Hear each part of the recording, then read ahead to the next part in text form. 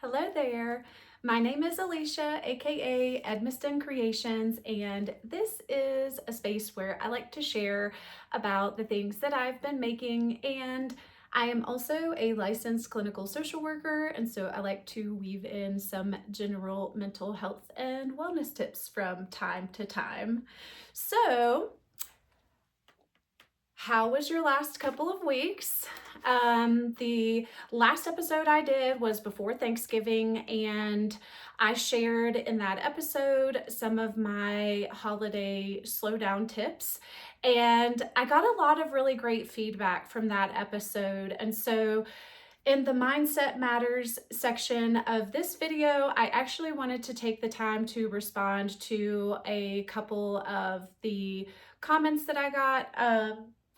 And within those comments, kind of like a little bit of a theme that I pulled out from some of kind of the questions that I got. So where we're going to go in this episode is I do have a bit of show and tell with making, both knitting and sewing. And then we will dive into the mindset matters. So, like I said, the past couple weeks for us, we celebrated Thanksgiving. And so if you celebrated, how was your Thanksgiving? I'm super curious how that was for you. Did you try out any of the tips that I shared? And if you haven't yet, take the time to look at my previous episode. And there is still, like today is Monday, December 9th. There is still a lot of time between now and the end of the year, even though it may not feel like there's a lot of time. There's plenty of time to take some of the slowdown strategies that I shared and use those if you feel they would be helpful or beneficial for you. So all's not lost. You can still implement boundaries and identify what is important to you to lead you through your decision-making processes through the end of the year and into 2025. So I really encourage you to do that if you have not done so. Our Thanksgiving holiday was a lot of fun. We definitely slowed down. Man, we were really chill. I don't think that I left the house really much. Like we went to, we went to shop Monday evening, the week of Thanksgiving, for like Christmas decorations and things like that, and just some odds and ends. And then I don't think I left the house after that until like maybe to take the kids to school. We went outside and went for walks and hikes, and I worked out, and so I was out of the house physically, but I mean, as far as getting in my car and driving anywhere, I don't think I did that. We just hung around the house together as a family. I knit a lot. We watched a lot of football, a lot of Christmas movies, and played with the kids. We played some games, and it was just magical. Just the four of us and not a whole lot else. So it was great. Our Thanksgiving day, like I don't know what we were thinking when we were shopping on Monday. We didn't really prepare, like thinking ahead of, well, what do we want to cook for Thanksgiving? So Wednesday evening rolled around, and my husband and I looked at each other and we're like, well, we'll just make whatever we have for Thanksgiving and just, it'll be fine. So we had a nice breakfast in the morning. I made a quiche. We had a peach pie. So I'm keeping up with my my holiday intention of make more pies this holiday season. So that's been fun so far. And yeah, I mean, we just it was just one of the most low-key Thanksgivings that I've had. So it was great. Before we dive into the knitting and sewing show and tell, I did want to share a little bit about what I'm wearing today. And one of these days I'm going to get better at like this whole video thing, and I'm going to learn how to edit and like be like, pop this picture up here. But for now, I am still very low tech. So my outfit today is the third sweater by TrueGritKnits. This is, I knit it out of Mondim, and you can see there's this cute little like V, like they almost look like wings texture on the sweater. And I love the like simple texture that you get in the sweater. It is fingering weight, and oh my gosh, I forget the name of the colorway that I used. It's this awesome rich purple, but I got it from Black Mountain Yarn Shop, so you could check out her shop to see if she has this color purple Mondim in stock, or if you wanted to pick a different color, or any fingering weight yarn would really be great in this sweater. I will say Mondim is, even though it's fingering weight, it is a very warm yarn. I took my kids to school this morning and I did not wear a jacket. This sweater is so warm, and I am wearing it with this fun knitted cowl that my sister-in-law knit for me. It's just this, like, I love the fringe on it. She knit this for me probably 10 years ago now. I pull it out every year around Christmas time because the reddish orange just feels so festive with the fringe. And yeah, it just makes me really happy to wear. It's a fun, like, throw of flair with whatever I'm wearing. And but I don't know the pattern or what yarn she used or anything like that, but this is one of my favorite things to wear in the month of December. I wear it other months too, but I wear it a lot in December. And then I am wearing the third sweater over my scrappy skyline dress.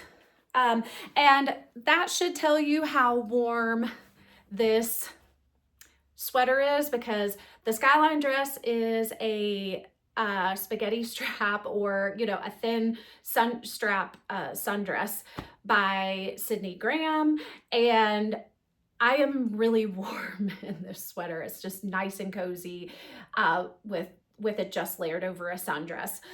So yeah, this is my scrappy skyline dress, and I've shared pictures of this on Instagram.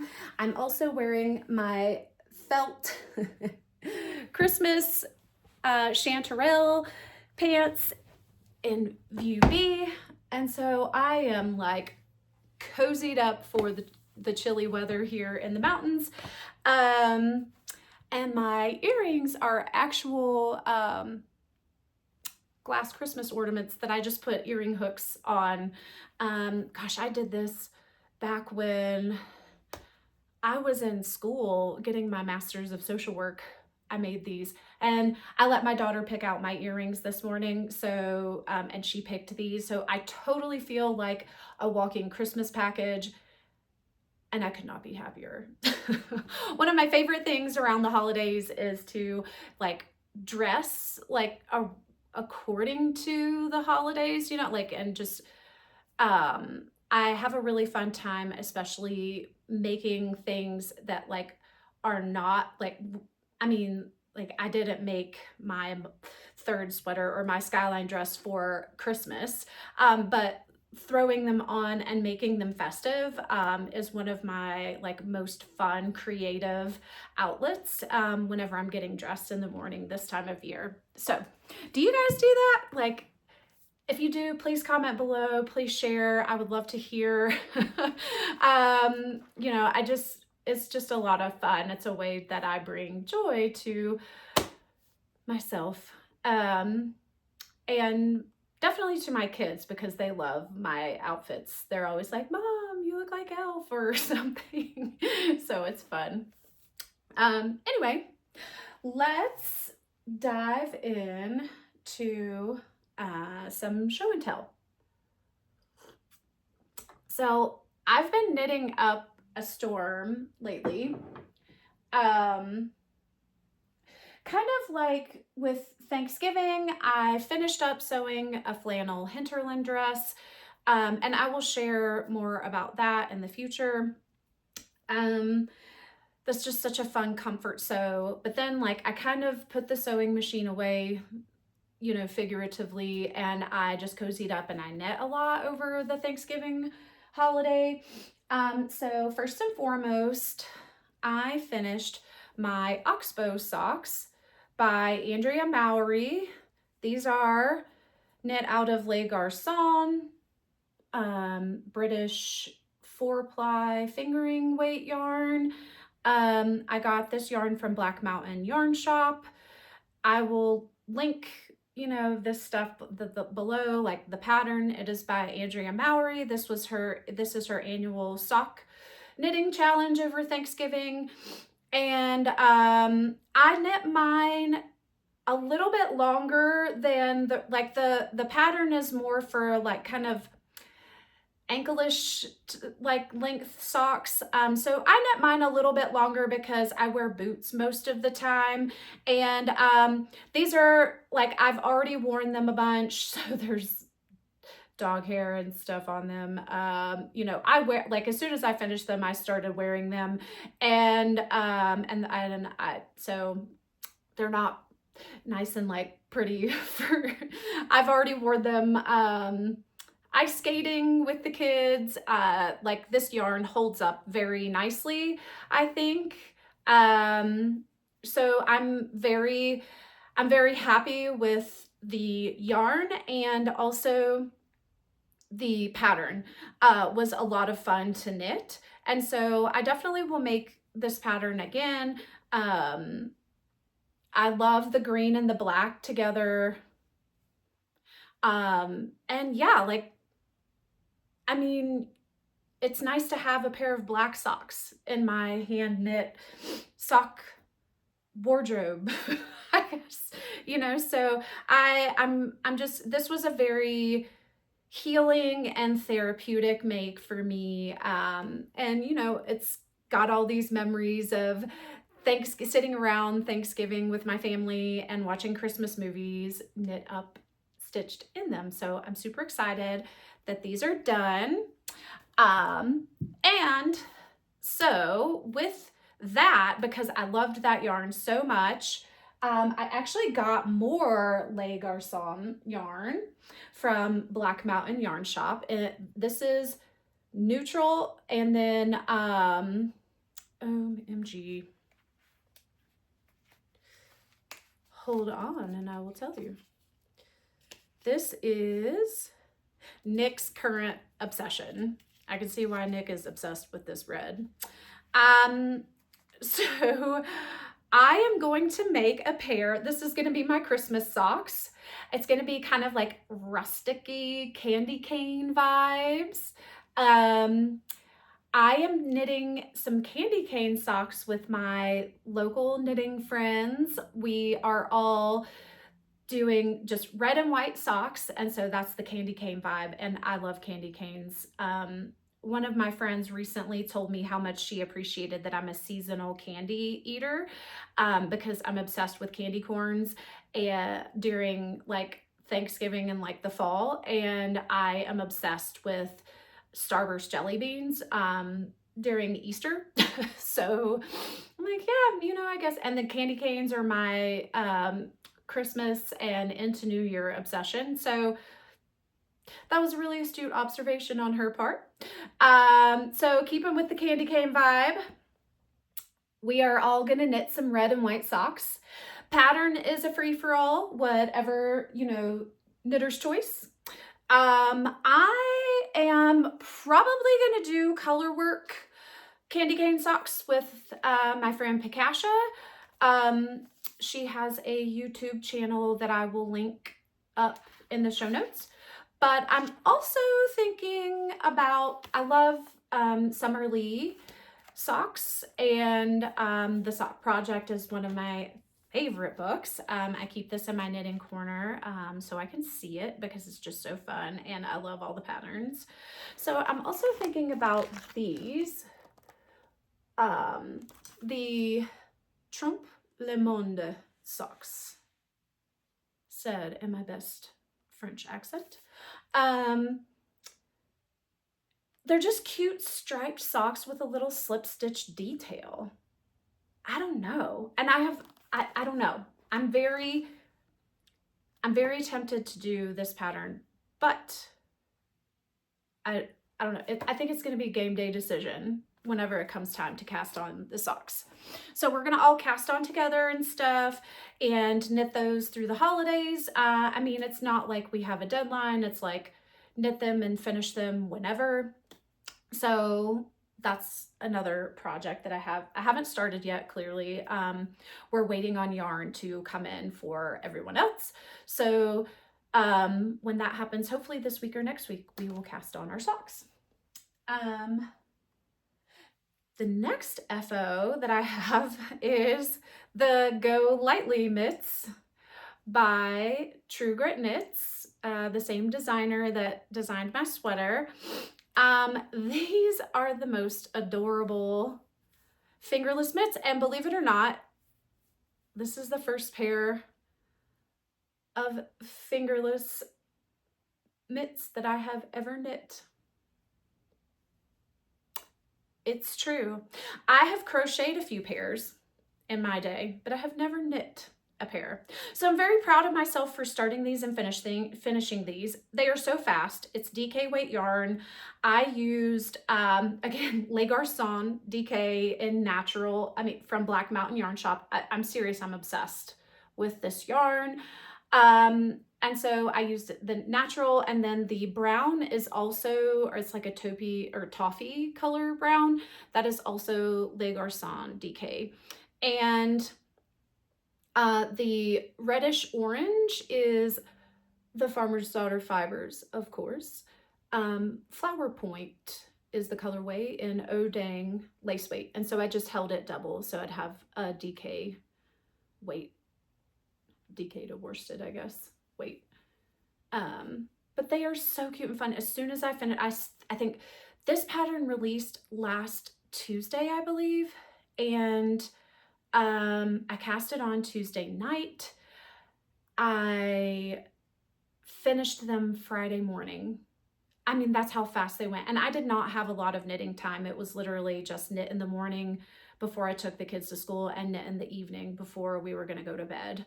And I wore them on a trail run already. As soon as I finished them, I wore them out on the trail. They kept my hands nice and warm, and I'm thrilled with the results. So this is a great, great, great pattern if you would like to knit your own pair of fingerless mitts. My next finished object is the Manhattan hat.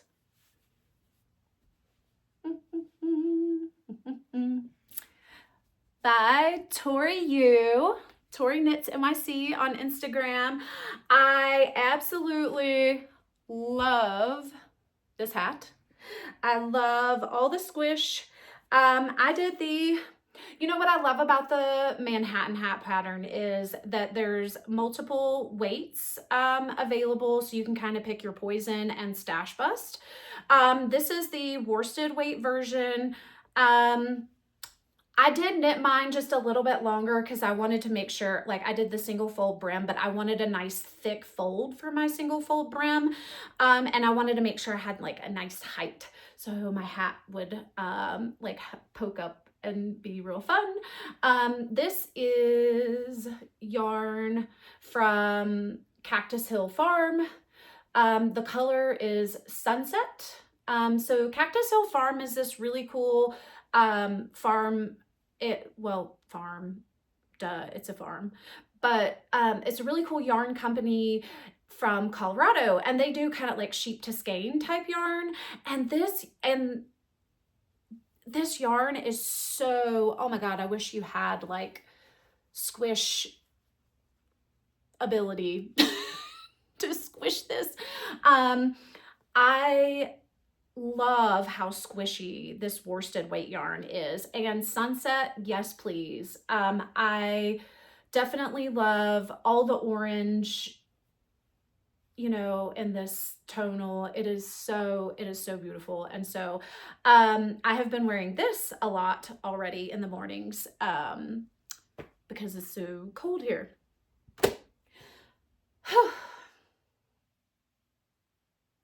I have a lot of show and tell. I've got just a couple more, so bear with me. Okay. Next up is, and this is the final like knitting show and tell for this episode. I am doing the Plump-A-Long with Spin Cycle Yarns. I am doing the Plumped Up Harlow by Andrea Mowry. I love the Harlow hat. I knit the worsted version. I would like to make a sport weight version, just haven't gotten there yet. But this pop, again, the squish, that's the sound it makes, by the way. Look how fun. I am doing Ghost Rich is the color that you see on this side, and then in between or on the wrong side, you can see it's like this beautiful blue greenish color. It's called Under the Wave. So here's what the skeins look like. And I have not used Plump before, but I am now obsessed with this yarn. I mean, I'm obsessed with all Spin Cycle yarns, let's be honest, but I am obsessed with Plump. It is so fun. This is Under the Wave. It's like these beautiful like blues and like this seafoam green. Like, how good is that? And then this is Ghost Ranch. So I really like, I picked my colors based on Ghost Ranch, New Mexico. I mean, I'm a New Mexico girl, so I am very partial to Ghost Ranch. And I wanted to use Under the Wave as my water. So water and like my water sign. I wanted a water and New Mexico blended hat after the fires that came through our hometown. And so again, this is a very, very therapeutic and healing knit with all the squish. I can't wait to wear it. So it's been fun knitting on that, and thus concludeth the knitting portion of this video. Sewing. I have been sewing up a storm this past weekend, and I will share more sewing projects in another video. Just in the interest of time, I just felt like it would be too overwhelming to actually show everything that I have been making. And I'm also going to be doing some reflecting over the holidays about like how I want to record and like share here on YouTube. So yeah, because I tend to record like maybe monthly-ish, you know, every 3 weeks to monthly, and so then like I kind of have this whole big batch of stuff, and it's not like I need to share like everything, you know, per se, because I think that can be one, overwhelming, but also two, maybe it's boring. I mean, maybe you don't want to see everything that I am making. So yeah, I try to be a bit intentional and curated with these episodes. So that's just a little diatribe on the side, as I've sewn a lot and I will show you more in the future. And also please, I will link my my Instagram and my Ravelry project page. None of these knits are test knits, so there's not going to be any information on my Ravelry project page about these specific knits. Check Instagram, please. Like, I update Instagram frequently. Please DM me if you have questions about projects or what I did, like my gauge, yada, yada, yada. I will get back to you very quickly on Instagram. You can also comment on this video and I will get back to you here too. So, but I will link all my contact info in the show notes below. so you can get in touch with me. That said, the sewing I am going to share is I am very, very excited to sew up a quilted candy cane vest. Told you, your girl is obsessed with candy canes. I love this fabric, and I used the Hinterland bodice and hacked it using the Sew Liberated tutorial on how to do so. I will link that in the show notes below, but I have this cut out and ready to sew. So I just need to construct my liner vest, and I just use the same fabric for the liner and for the outside. So I need to sew them up and then lay them out and put my quilt batting out, and then quilt the vest, and then do my bias binding. I'm just gonna do bias binding around the edges, and I'm gonna do little snaps to close my vest. So I'm hoping that I can finish this by the end of the week. This week, we will see. Time will tell. If I have time, great. If I don't, I just make the progress I make. And then the other thing I'm in progress sewing, I'm also so excited about this too.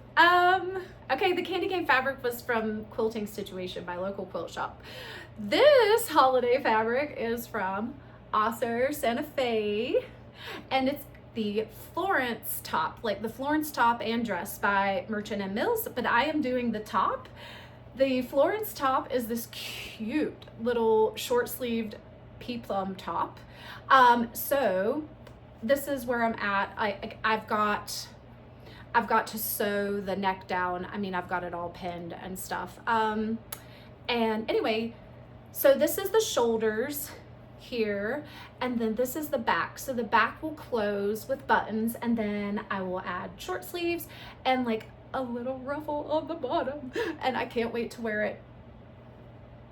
Chelsea, my friend on Instagram, well, she's my friend in real life too, but her Instagram handle is Chelsea Knit Sews Throws, and we are sewing this together, another sew along, and these are going to be my buttons from Idlewild Clay. They are custom red buttons that Deirdre made for me, and so they'll go on the back, and I can't wait to wear it. It's so cute.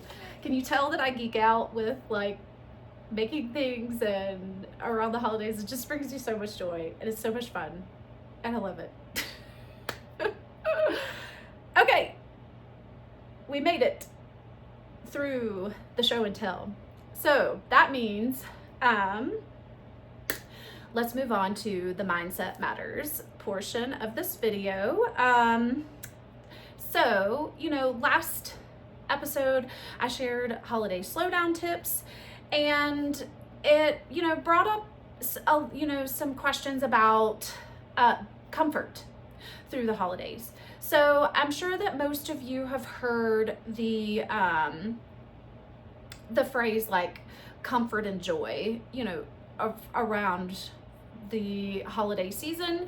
And comfort, you know, is for that part of the holidays that can be very lonely. It can be very sad, you know, because of grief and loss, and you know, loved ones being gone, or maybe change that was unexpected and really challenging and difficult for you, and you know, loss of what once was for you before.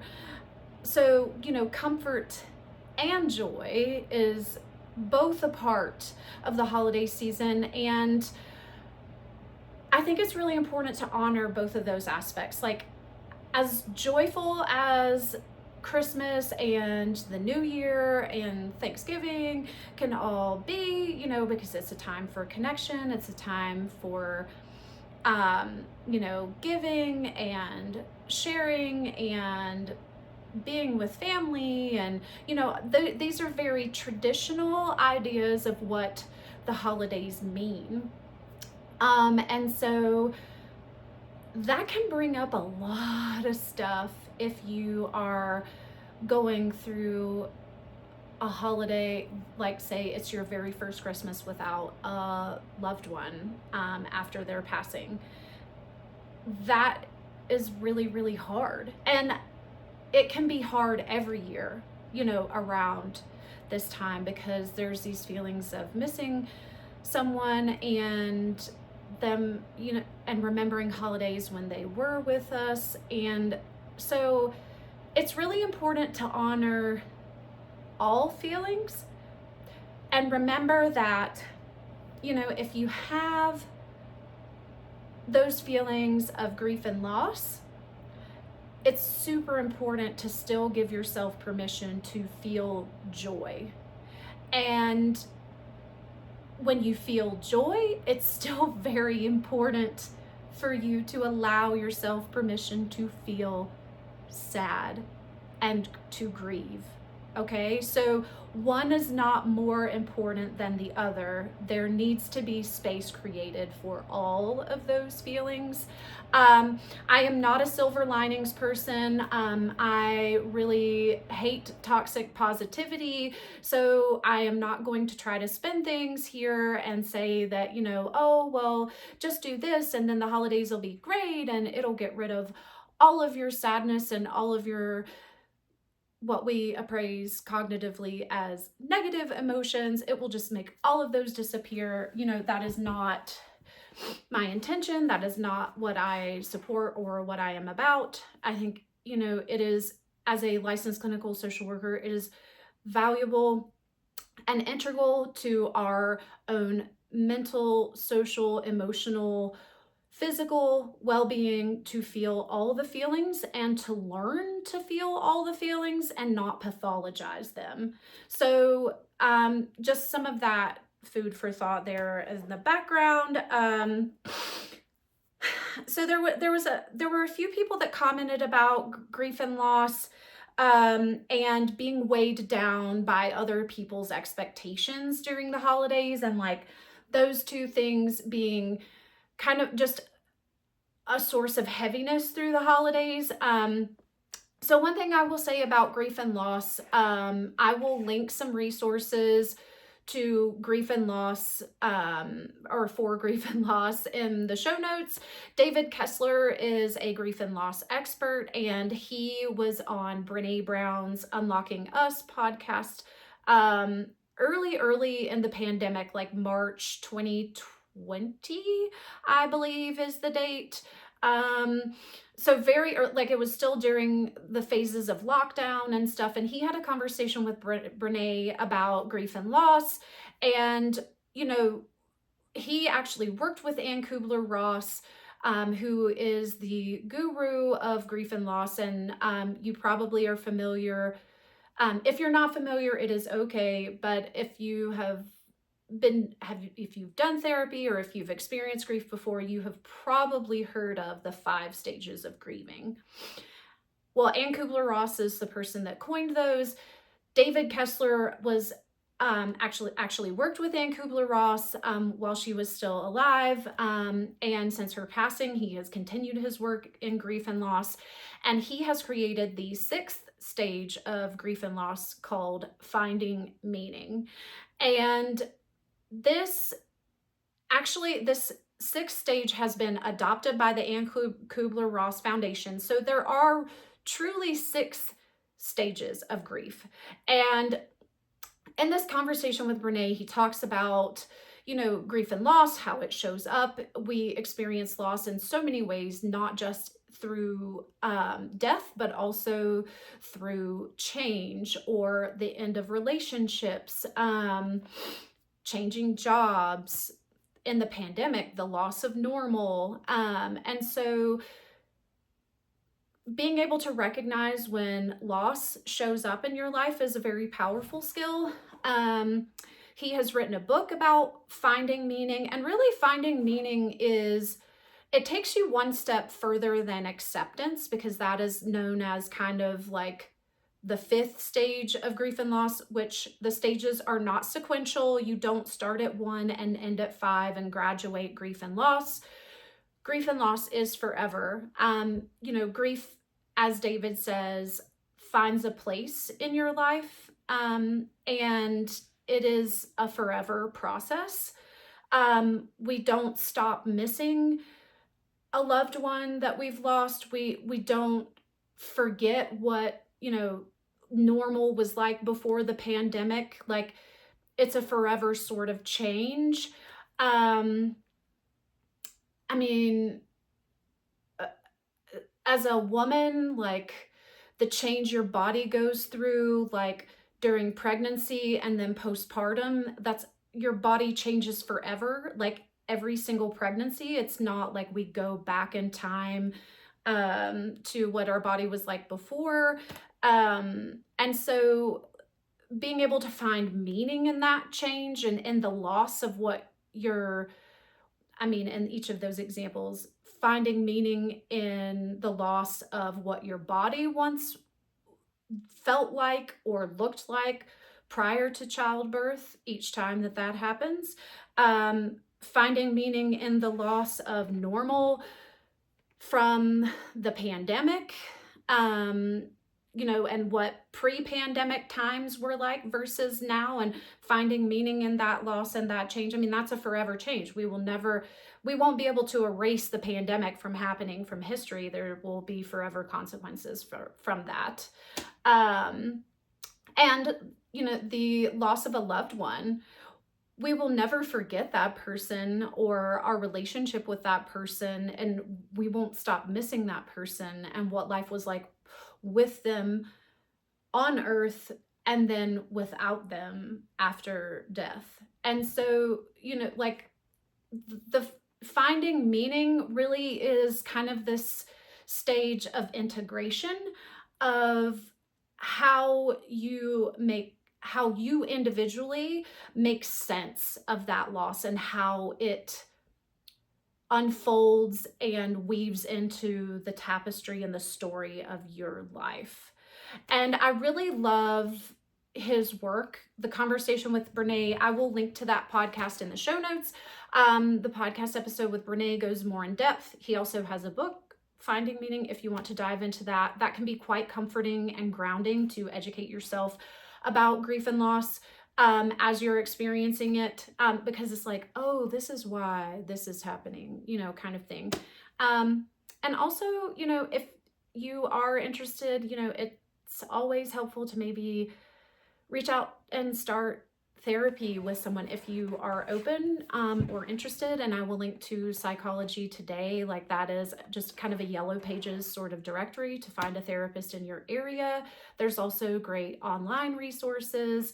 BetterHelp.com is one. There's a few others, but I will link to Psychology Today and BetterHelp. Those are two resources I am familiar with and support. So yeah, that's kind of like my thoughts on grief and loss. I do think that the big thing, like, you want to hone in on is comfort in the holidays, like, is there something that maybe you want to do if you are facing the first Christmas, like, without someone you love? Do you want to do traditions that remind you of that person, or like their favorite things, bake their favorite cookies, their favorite Christmas decorations? Or is that too raw for you? Like, maybe you want to do something totally different, totally shake up your traditions for just 1 year or until you're ready to bring back some other traditions. Do you want to share memories of your loved one or write your loved one a holiday letter and then maybe, do a ritual letting that letter go? These are all possible things that you could do, just like whatever's, really the rule is there's no rules except for the ones you make, and whatever speaks to you that would be comforting over the holidays, I think is really important. And then going back to what I said earlier is giving yourself space to feel all the feelings, and it's not bad or wrong or indifferent, it's just what it is whenever it comes up. So So that's kind of my grief and loss recommendations. I will link those resources below. Let's see, for being weighed down by other people's expectations. Boundaries, boundaries, boundaries. Other people's expectations are not your responsibility. You are not obligated to do other people's expectations. You make your own rules. And so, and now that's not to say that you can't be like compassionate or, you know, mindful that other people may have expectations or, you know, want certain things to happen over the holidays, or want you to engage in certain holiday events and things like that. Remember, with boundaries, the first rule of boundary is to clearly state your boundary. Like, state your need, state your response. The second rule is you don't have to explain your why behind whatever your rule or your boundary is. The third step is the hardest, and that is to deal with whatever feelings you have that may come up in response to setting your own boundary. So let's play this out. Let's say, you know, you're weighed down by other people's expectations. Maybe your sister expects you to come over for Christmas dinner and you really just can't do that for whatever reason. Again, we don't have to explain it. Instead of going, you know, over to Christmas dinner, like you know your sister expects and wants you to, you're afraid that maybe she'll get mad, you know, maybe she won't speak to you for a while, or, you know, whatever the case may be. Your truth really is that you would prefer to stay home and do whatever you have planned for that day. I mean, it could be anything. Again, we don't have to explain any of that. You can explain if you choose to. That's your power, but you don't have to. So you could say to your sister, like, you know, I know you really want me to come over for Christmas dinner. Like, that just isn't feasible for me this year. And I really appreciate the invite. And, you know, maybe we can do dinner another day, you know, like give a date that you would feel okay doing dinner, or, don't do that if you don't want to have dinner at all. But I mean, typically it's just like the time or that could be conflicting. So like offer a time that would work for you that just would not conflict with what you have that you really want to do Christmas Day itself. And so then that third step is like the feeling of anxiety, like, oh my gosh, she's going to be mad at me, how she's going to respond, OMG, what am I going to do? Like, maybe you feel guilty, like, I feel guilty for not doing this because I know how much it means to my sister, all of that. Acknowledge those feelings and deal with those feelings. Those are your responsibility. It's not your responsibility to fix or manage your sister's response or feelings. So that would be, you know, I mean, and that can unfold in a number of ways. Oftentimes, people respect our no's a lot more graciously than we ever think they will. So, you know, your sister may actually, and this is a totally made up whatever situation. I have sister-in-laws, but I don't have a sister myself. So I'm just totally making up a hypothetical here. Your sister could totally be like, oh, okay, yeah, no, we could definitely do dinner on the 18th or the 27th or, you know, whatever instead. Like, that works just as well. You know, we don't know until we propose or, you know, we express what really works for us. I mean, because again, like, people are just working off of what they assume is going to work for us, and then we are working off of what we assume they want. So that's a recipe for a lot of confusion. So direct, clear communication, be honest. It is okay to say no. And also it's okay to acknowledge, like, God, expectations around this time of year are heavy. and it's a lot. And just you don't have to change that. I mean, I would just recommend looking at what you really truly want or need to do that is weighing you down, and let go of the rest, as hard as that is. It's not easy. It's simple, but not easy.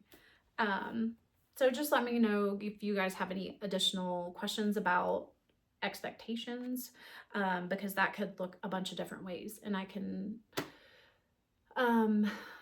respond to you in the comments. Okay, so this last one, I wanted to read the comment specifically because I thought, the context was important to share.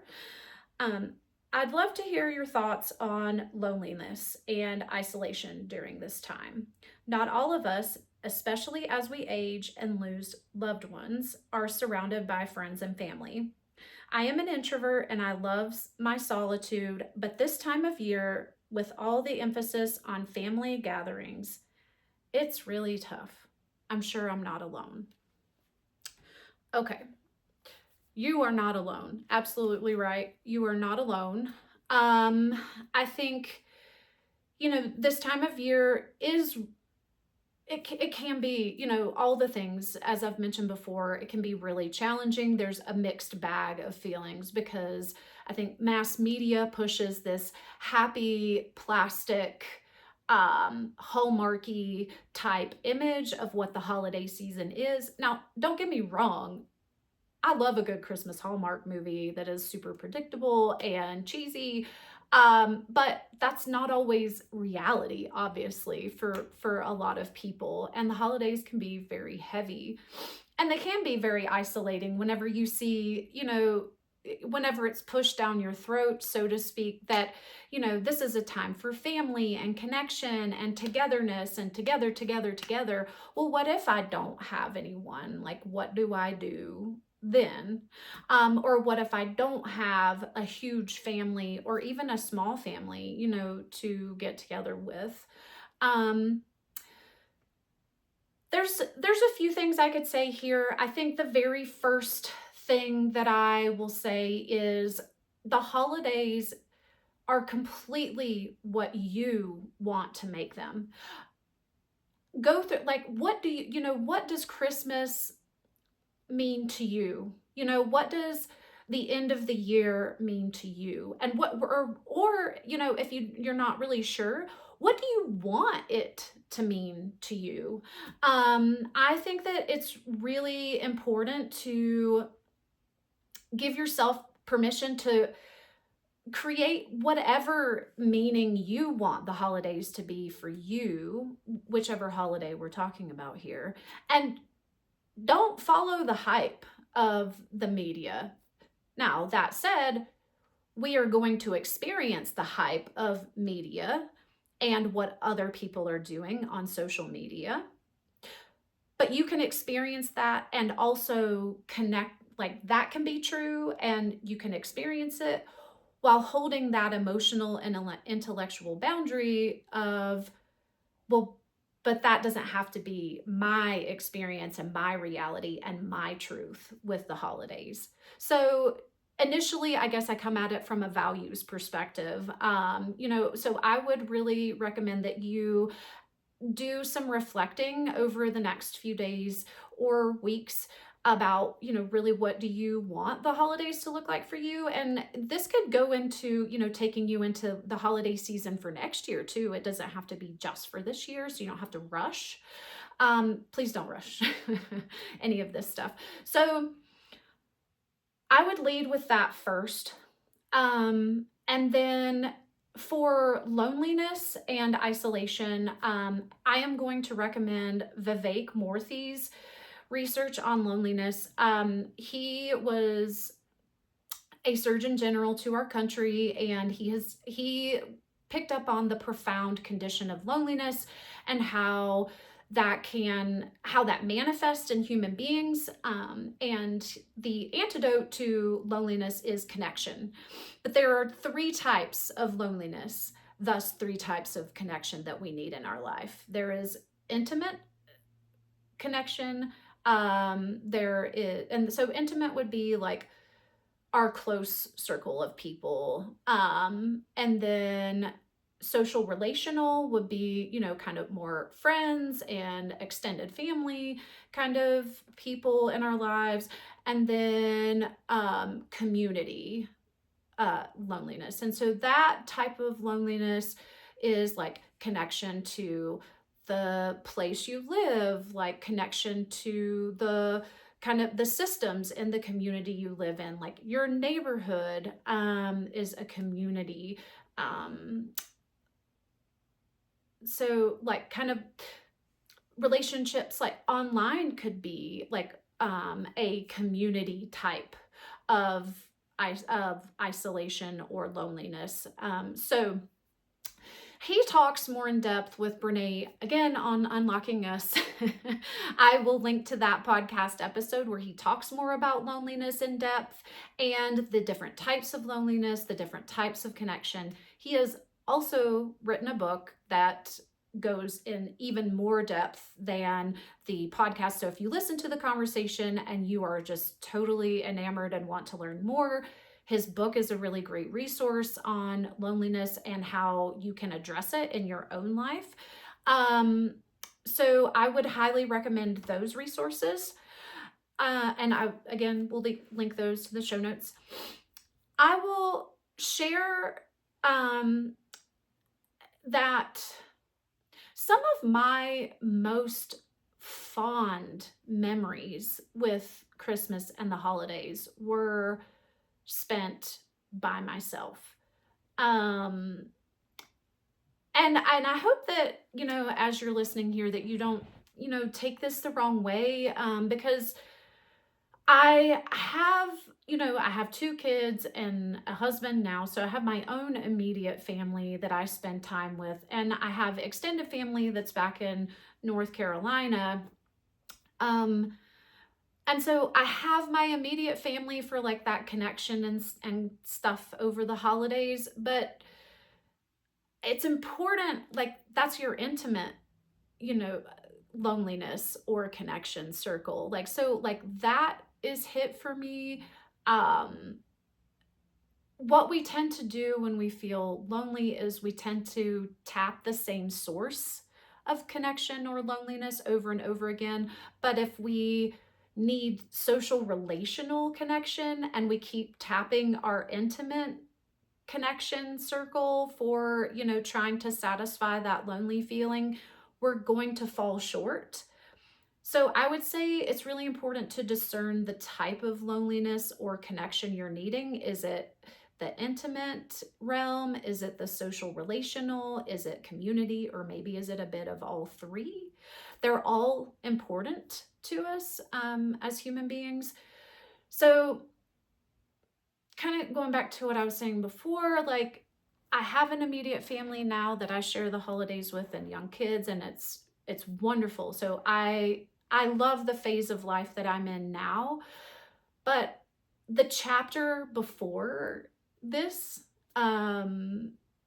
was, well, the immediate chapter before this was me and my husband together, and that was, and you know, it was Christmas, the 2 of us, and that was wonderful.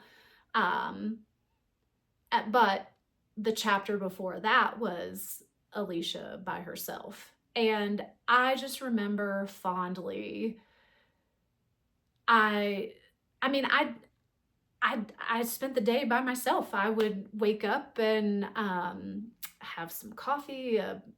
I love baking, and so I would eat a home-baked good of whatever I made. If I was feeling particularly festive, I would make something for the holiday or for Christmas Day. And then I would go out for a run in the woods in the Wilsons Creek Gorge with my dog Trouble. And for hours, I mean, we'd run for 2 or 3 hours, and then I'd come home, listen to Christmas music, eat candy canes. I was just as obsessed with candy canes then as I am now. I'd eat candy canes and have make a Christmas meal, and I mean, it was great. But that's not for everyone. And so I think that really what allowed me to have that space to enjoy the day by myself was I mean, I did get together with my brother and my mom and my dad, like in the days before. Um, and I didn't spend, multiple days. It was kind of like, they were all local. So I would, get together with them and then I would come back home. And so I think that the reason why I remember those holidays so fondly is I really did just make my own rules. It was like, that's what a really wonderful Christmas day looks like to me at the time.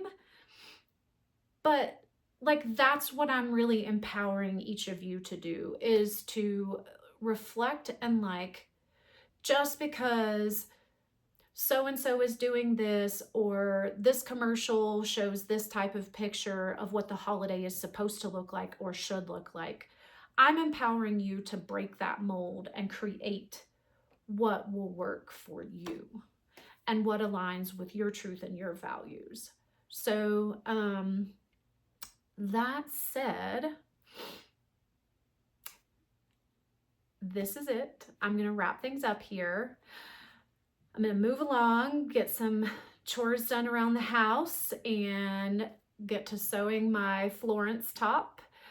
I wish each and every one of you a lovely week ahead. Look at your boundaries. And please share with me in the comments if you have any questions, if you find the resources helpful, if you have anything that you're making right now that you're just really loving. I would love to hear. And until next time, happy mindful making.